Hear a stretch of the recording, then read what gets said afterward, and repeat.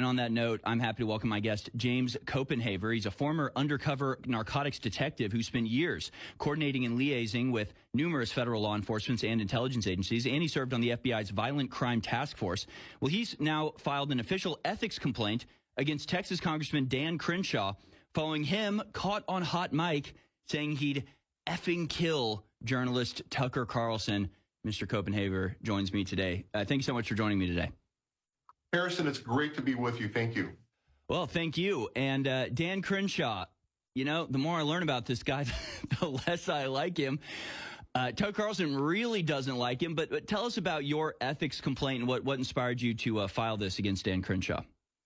Hey, Harrison, the neat thing about this, or the truth about this is, and I just want to put it out there for transparency reasons, 63-year-old guy, Florida living, diehard Republican and conservative my entire life, in my adult life.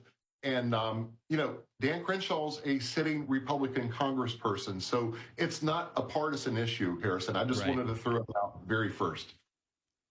Yeah, well, absolutely. And I it's funny. Maybe I should have gotten the video, but, there's compilations of Tucker Carlson talking about Dan Crenshaw and calling him the most leftist or liberal, congressman he's ever met, including Republicans and Democrats. He says Dan Crenshaw is the worst of the worst. He's farther left than just about anybody else. I'm not sure how Tucker Carlson's defining that, but it's not a partisan issue. This guy's technically a Republican, but nobody, I know on our side of the Republican Party has anything nice to say about him. He's John McCain 2.0, John McCain with an eye patch. So, definitely not a partisan activity. Really something that you're doing, I think, on behalf of the Republican Party. It would be great to see this guy not have the ability to, start wars in our names. He's not a Republican by any, real sense. So if it's not partisan, what is your motivation of doing this? We all sit back as citizens, and I served my community and country and state proudly for over 30 years in law enforcement. And, we sit and watch sitting members of Congress, call for marching in the streets. Recently, we saw a sitting member of Congress, let's take the fight to the street.